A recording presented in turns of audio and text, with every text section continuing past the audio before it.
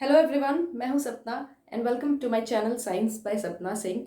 आज का जो मेरा टॉपिक है वो है आईयूपीएससी nomenclature for organic chemistry.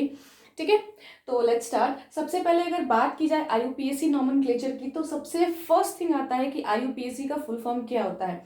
I know 11th-12th के स्टूडेंट्स को तो वैसे पता होना चाहिए, बट अगर नहीं पता है तो here is the full form of आईयूपीएससी, international union of pure and applied chemistry.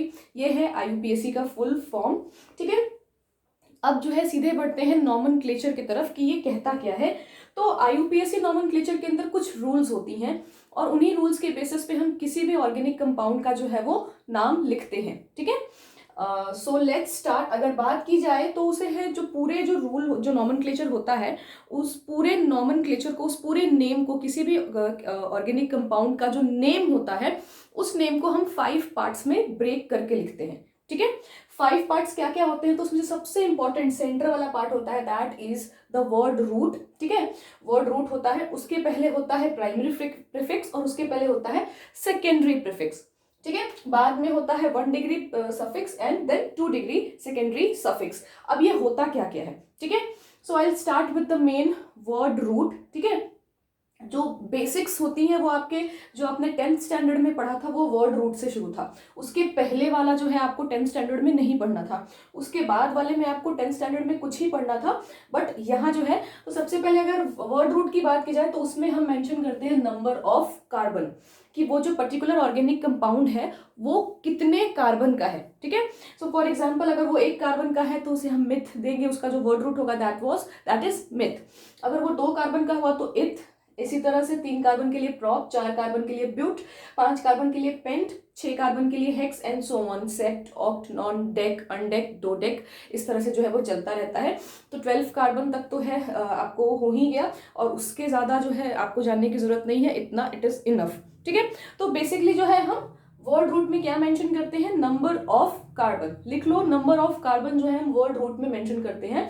तो सबसे पहली चीज जो हम ढूंढेंगे अपने नॉमेनक्लेचर में, ठीक है, वो हम क्या ढूंढते हैं, नंबर ऑफ कार्बन। तो जब मैं रूल्स लिखवाऊंगी तो उनको हम एक एक करके जो है रूल्स में जानेंगे। अभी मैं जस्ट आपको बता दे रही हूँ कि कौन कौन से पार्ट होते हैं, है ना, किस 5 कैटेगरीज में जो है वो नॉमेनक्लेचर को हम डिवाइड करते हैं। ठीक है, उसके पहले अगर बात की जाए, चलो पहले बात का ही देख लेते हैं। तो नंबर 1 डिग्री सफिक्स में क्या आता है, नंबर ऑफ बॉन्ड्स। ठीक है, मतलब कि वो जितने भी नंबर ऑफ कार्बन्स हैं, अगर वो 1 कार्बन का है तब तो कोई छोड़ दो उसको, लेकिन अगर 1 कार्बन से वो ज्यादा का है ना, 2 कार्बन से, अगर 2 कार्बन के बाद के वो कंपाउंड्स हैं तो उनमें बॉन्ड कितनी प्रेजेंट है। अगर सारे कार्बन के बीच में जितने भी कार्बन कार्बन है, सिर्फ कार्बन और कार्बन के बीच के बॉन्ड्स देखी जाती है, तो अगर 2 कार्बन के बीच में बॉन्ड सिंगल बॉन्ड है, एक सिंगल बॉन्ड है, तो उसके लिए हम यूज करते हैं एन। क्या यूज करेंगे, एन।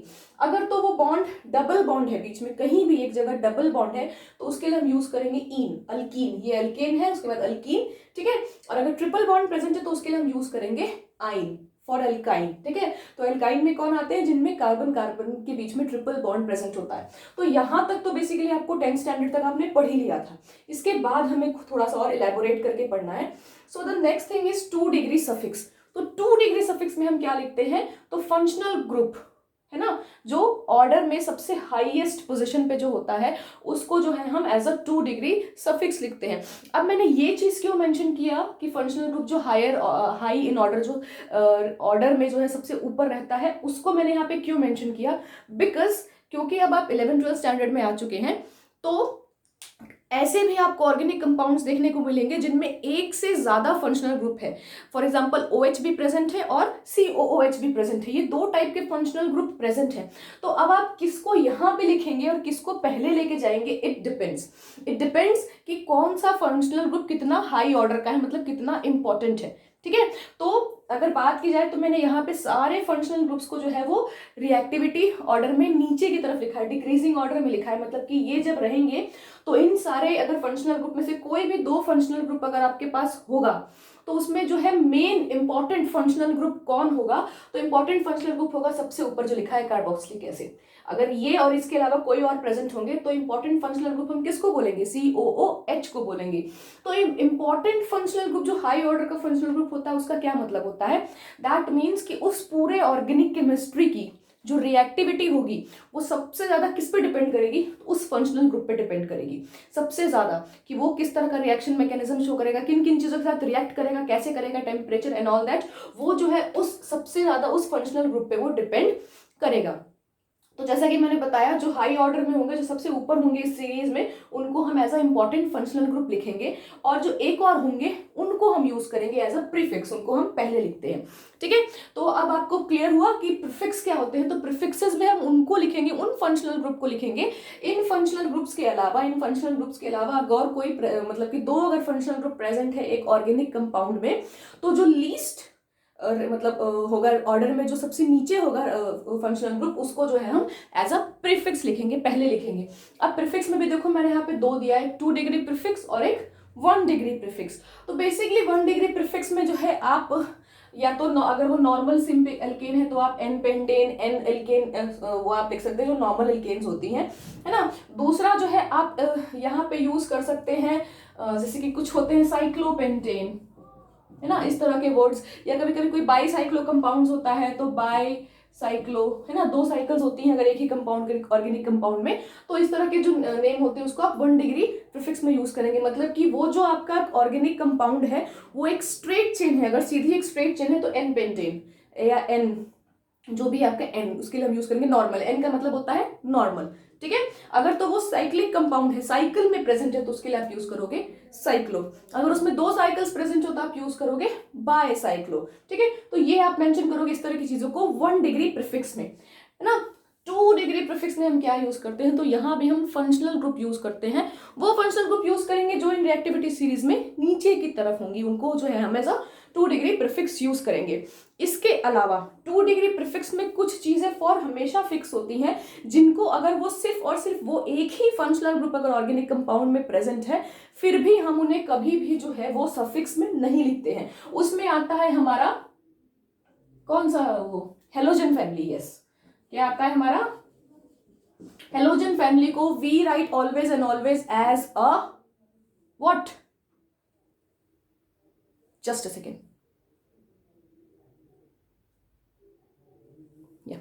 ठीक है। तो हेलोजन फैमिली को जो है हम हमेशा 2 डिग्री प्रीफिक्स या प्रीफिक्स की फॉर्म में लिखते हैं, हमेशा और हमेशा। कभी भी जो है क्लोरो, ब्रोमो, आइडो, है ना, एन एक और नाइट्रो ग्रुप को भी, yes of course NO2 group को भी, नाइट्रो, इस तरह की जो चीजें होती हैं, है ना, नाइट्रो या मैंने कहीं नहीं लिखा है, ये जो चीजें halogen family plus nitro group, ये हमेशा एज अ प्रीफिक्स रहेंगी। कभी भी इनको आप सफिक्स में लिखोगे, सफिक्स में लिखोगे तो मैं मुंह तोड़ दूंगी तुम्हारा, क्या समझे, always and always right in prefix. ठीक है, इतना क्लियर हुआ।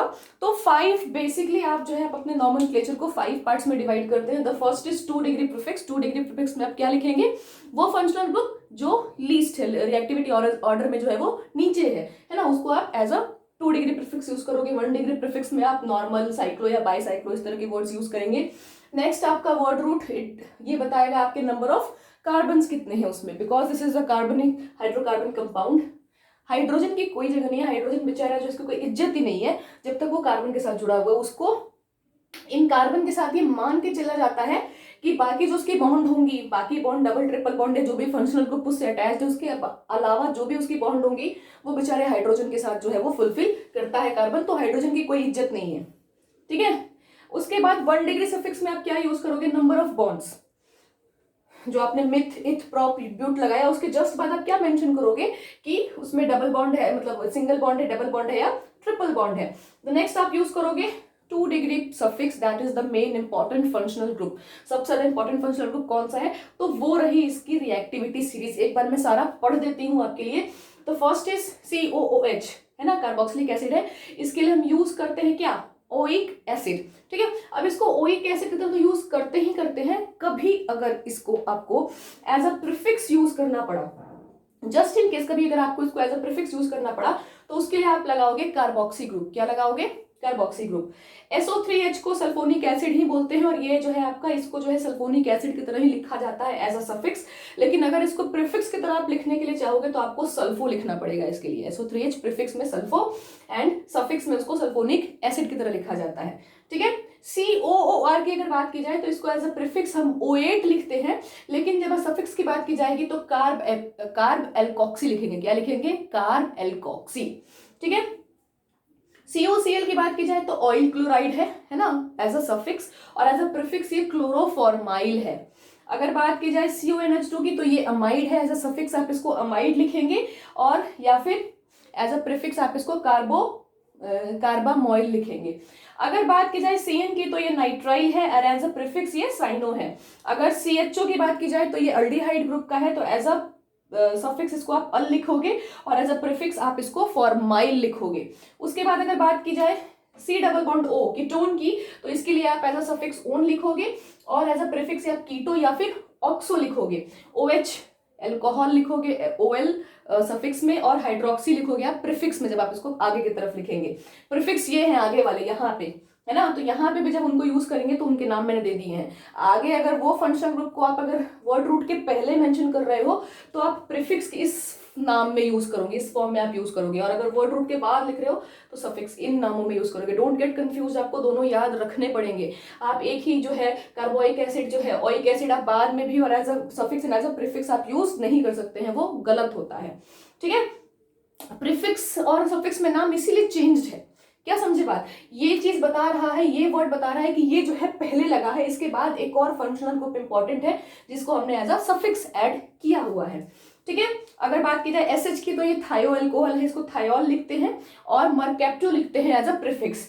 बात NH2 की जाए तो ये अमीन ग्रुप में हमारा आता है, एज अ सफिक्स इसको अमीन लिखते हैं, और एज अ प्रीफिक्स इसको अमीनो लिखा जाता है। तो ये तो हुआ आपको कि किसको कहाँ और कैसे लिखना है और किसको क्या लिखना है।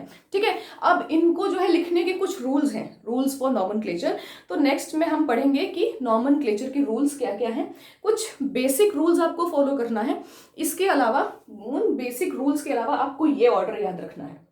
फंक्शनल ग्रुप का रिएक्टिविटी लो रिएक्ट लीस्ट, जब तक जैसे नीचे जाएंगे वो लीस्ट रिएक्टिव होते जाएंगे, तो ये ऑर्डर आपको एकदम याद रखना है। इसको एकदम लिख लो, सब कर लो, मैं साइड हो जाती हूँ, आप एक स्क्रीनशॉट लेके रख लो। बहुत ही इंपॉर्टेंट चीज है, बहुत बड़े टॉपिक को मैंने छोटा सा समराइज करके एक बार में उतार दिया। आप इसको एक पेज में उतार के रखोगे तो इट्स वेरी इंपॉर्टेंट। आप कम से कम 10-20 पेज जो बुक के पढ़ोगे उन सबका जो है समरी मैंने इस यहाँ पे लिख दिया है, तो just take a screenshot fast.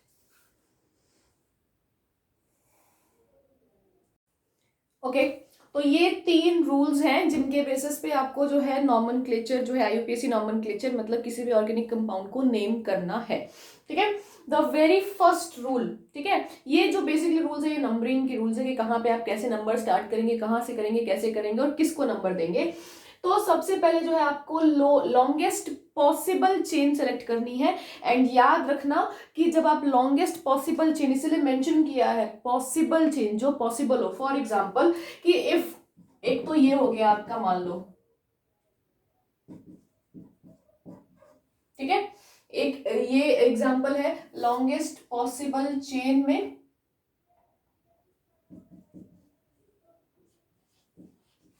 है ना। देखो अब इसमें आप क्या देखोगे, लॉन्गेस्ट पॉसिबल चेन क्या हो सकती है, 2 तरह से, 1 2 3 4 5 6 7 8, 8 कार्बन किया तो ये एक पॉसिबल चेन हो गई, या फिर 1 2 3 4 5 6 7 कार्बन की ये एक चेन हो गई। तो आप बोलोगे लॉन्गेस्ट चेन। अगर मैंने यहाँ पे पॉसिबल हटा के सिर्फ लॉन्गेस्ट लिखा होता तो this would be your answer. Longest chain हमने चुन ली, लेकिन लॉन्गेस्ट पॉसिबल चेन लिखने का मतलब ये है कि आप समझिए कि जो भी चेन आप चुन रहे हैं उसका पार्ट होना चाहिए फंक्शनल ग्रुप।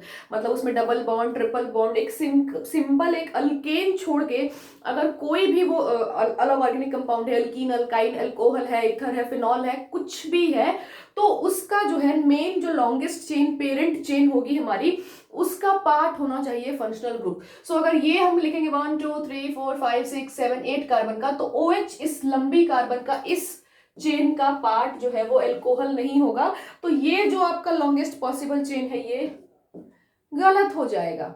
क्या समझे, लॉन्गेस्ट पॉसिबल चेन करने के लिए आपको इधर नहीं बढ़ने का, आपको बढ़ने का इधर। 7 कार्बन का ही है बट स्टिल फंक्शनल ग्रुप जो है इस चेन का पार्ट है, तो यहाँ पे आप मेंशन कर लीजिए फंक्शनल ग्रुप जो है must be the part of the parent chain. Parent chain का पार्ट होना चाहिए, फंक्शनल ग्रुप नहीं होगा तो आपका आंसर सब वहीं पे गलत हो जाएगा, फिर मुझे मत बोलना मैंने नहीं बताया।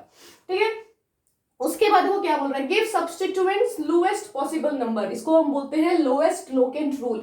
अब सब्स्टिट्यूएंट्स क्या होते हैं, तो देखो हमने पढ़ा है, या फिर मैंने भी अपने जीओसी का जो अगर वीडियो आपने नहीं देखा है तो जल्दी जाके देखने का, उसमें मैंने क्या बताया था, जो भी कार्बन और हाइड्रोजन वाले कंपाउंड्स होते हैं, हाइड्रोकार्बन एंड देयर डेरिवेटिव्स, उनके डेरिवेटिव्स को हम क्या बोलते हैं, ऑर्गेनिक कंपाउंड्स बोलते हैं। तो डेरिवेटिव सब्स्टिट्यूएंट्स का मतलब है कि अगर तो हर जगह हाइड्रोजन हाइड्रोजन हाइड्रोजन है ना, तो जो भी इसके अलावा, ये एक सिंपल अल्केन हो गई, इसके अलावा अगर कोई और फंक्शनल ग्रुप आया है तो वो कैसे आया है, वो आया है हाइड्रोजन को सब्स्टिट्यूट करके।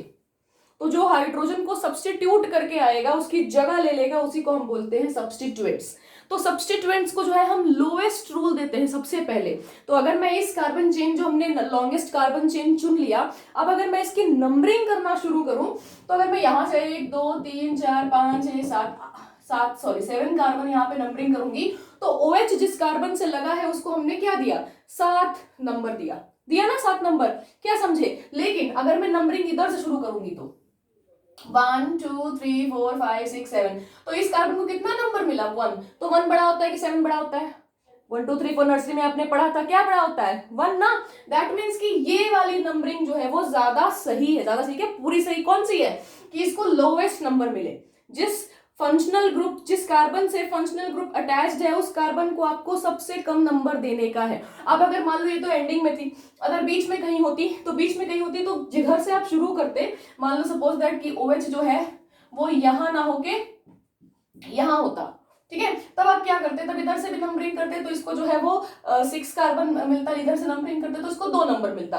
तो जिधर से भी फंक्शनल ग्रुप को लोएस्ट पॉसिबल नंबर मिले, जिसको हम बोलते हैं लोएस्ट लोकेंट रूल, ठीक है, वो आपको चुनना है, वहीं से आपको नंबरिंग जो है वो स्टार्ट करनी है।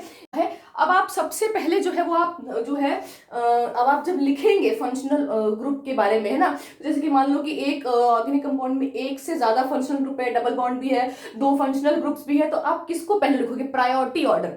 फर्स्ट जो है आप क्या लिखोगे, तो सबसे पहले आप लिखते हो सेकेंडरी सफिक्स। क्या लिखोगे, सेकेंडरी सफिक्स।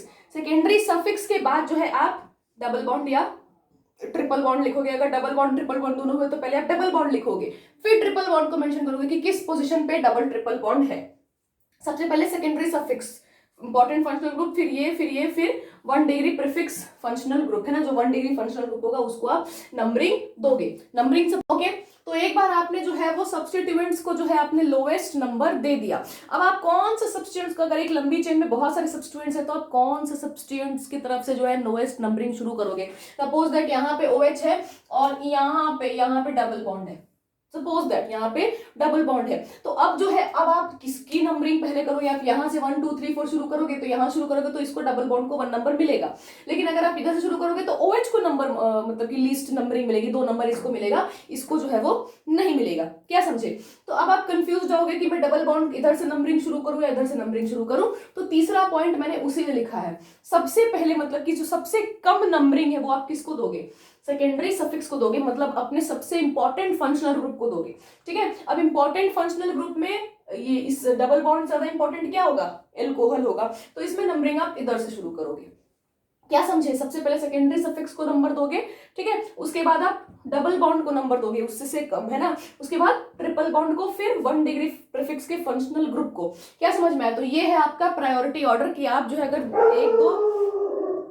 1 2 से ज्यादा अगर फंक्शनल ग्रुप्स हैं तो आप प्रायोरिटी ऑर्डर में किसको दोगे, तो पहले सेकेंडरी सफिक्स की आप नंबरिंग दोगे, जिधर से उसको सबसे पहले कम नंबर मिले, फिर डबल बॉन्ड, फिर ट्रिपल बॉन्ड, फिर 1 डिग्री प्रीफिक्स फंक्शनल ग्रुप, क्या समझे। अब देखो प्रायोरिटी फॉलो, ये नंबर ऑफ नंबरिंग के लिए जो है आप सब सेकेंडरी सफिक्स में जो है नंबरिंग, अगर ये सारे प्रेजेंट है, ये सारे फंक्शनल ग्रुप में से कोई 2 एक साथ प्रेजेंट है, तो आप लीस्ट नंबरिंग किसको दोगे, तो आप लीस्ट नंबरिंग दोगे पहले, सबसे पहले कार्बोक्सिलिक एसिड COOH को, फिर COOR को, फिर CONH2, फिर C ट्रिपल बॉन्ड 9, फिर CHO, फिर कीटोन, फिर अल्कोहल, फिर NH2, फिर डबल बॉन्ड, फिर ट्रिपल बॉन्ड, फिर सिंगल बॉन्ड, फिर COC, इथर सबसे लास्ट में।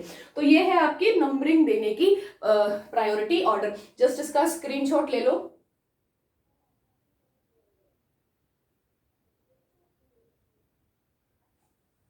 सो दिस वॉज ऑल। ठीक है, मैंने कोशिश किया है कि मैं आपको 20-25 मिनट के अंदर जो है वो सारा का सारा नॉमेनक्लेचर अच्छे से समझा दूँ। I hope this video was useful. अगर आप चाहते हैं कि ये जो भी रूल्स मैंने बताए हैं इनके बेसिस पे मैं कुछ क्वेश्चंस भी आपको करा के एग्जांपल्स दूं, तो please write down in the comment section box. आज के लिए इतना ही। Thank you.